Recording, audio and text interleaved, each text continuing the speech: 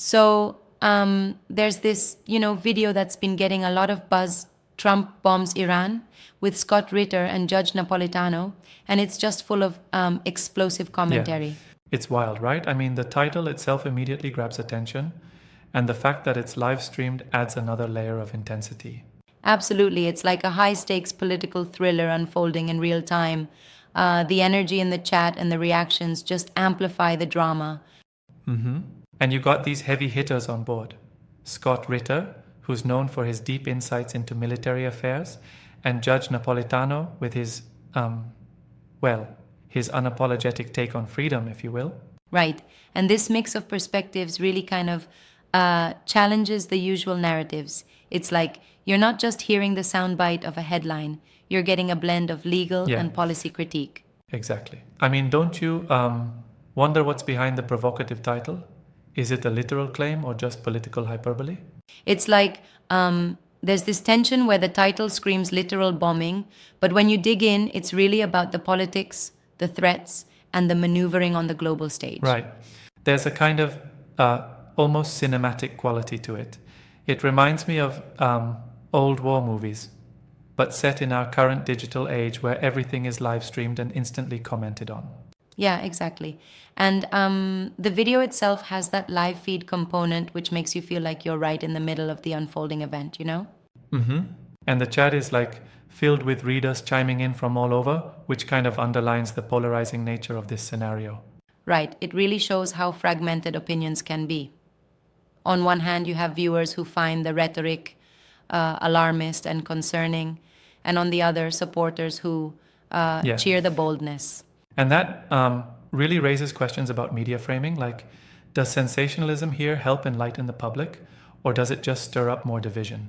True, and while some might appreciate the raw, energetic presentation, I'm a bit critical of like when the narrative seems to oversimplify these complex geopolitical issues.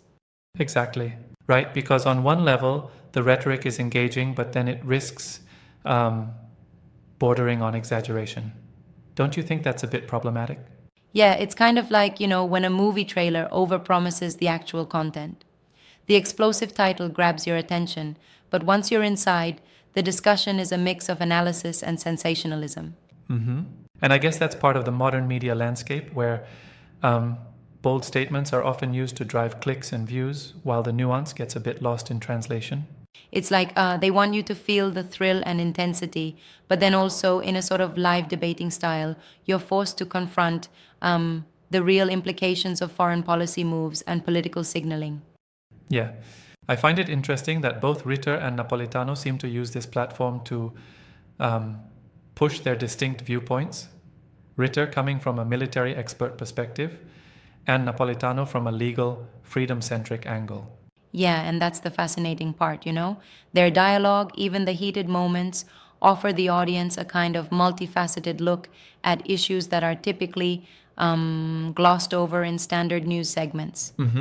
And this sort of multi-angled analysis can, for example, really make you pause and think about the real reasons behind such drastic actions or the claims that might be made against them.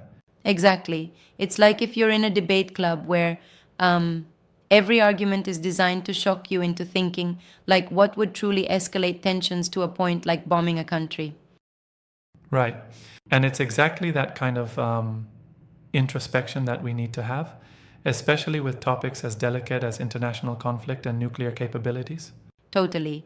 And you see, Judge Napolitano, with his background, often challenges conspiracy theories and ideological narratives, which forces a reconsideration of how policies are formed. Yeah. But I have to wonder, does this style, this mix of drama and policy critique, sometimes undermine the seriousness of the issues? Like, could the theatrics be distracting? That's a fair point. I mean, while the theatrics make it more engaging, they sometimes risk oversimplifying a highly complex set of geopolitical dynamics. Exactly. It's almost like the video is serving two masters, capturing the audience's attention and also, albeit in a rough-edged way, trying to provide analysis on national security issues. Yeah, it's like when you mix theater with policy debates, sometimes the dramatic flair can, overshadow the subtleties that need discussion. True. But isn't that also kind of the point in today's fast-paced media? Cater to a broad audience, even if some complexities get trimmed off in the process? It is a common trade off nowadays.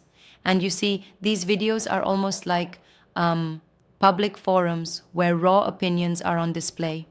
They echo the sentiments of many who are either frustrated or excited by the current political climate. Yeah. And watching the live chat during these streams, you really get a sense of the collective anxiety and passion, which is both fascinating and a bit overwhelming. Right. It's like each comment adds a little more fuel to the fire, sometimes reinforcing the narrative, sometimes offering alternative takes that might even challenge the main argument. And that dynamic exchange really makes the whole event feel like a microcosm of the larger political battles we see unfolding globally. True, and it's a reminder that these issues aren't happening in a vacuum.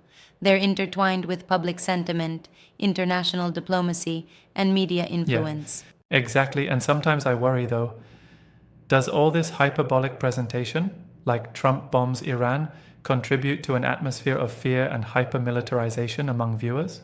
That's a valid concern.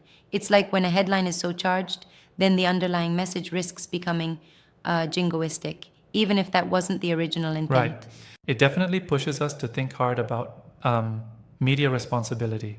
How do we balance engagement with accuracy and careful context? Precisely, and that's where voices like Ritters and Napolitanos play a critical role. They bring expertise, and even when they're dramatic, they bring a level of accountability to the conversation. Yeah. And even if we might critique the theatrical elements, we can't ignore that their perspectives resonate with many of us who are trying to decipher a very murky political landscape. Exactly. It's like navigating a maze where every twist, every bold statement forces you to question the underpinnings of foreign policy and power. So, in a way, these dramatic live streams, while sometimes chaotic, serve as a kind of live pulse check on political sentiment. Right, and even though the presentation might feel like a roller coaster at times, it definitely spurs deeper conversations and reflections on what truly matters in international relations. Absolutely. And that, I think, is what makes this era so challenging yet compelling for both the public and experts alike. Totally. It's a reminder that behind every sensational headline, there are layers of nuance and stakes that we all should dig deeper into. Yes, well put.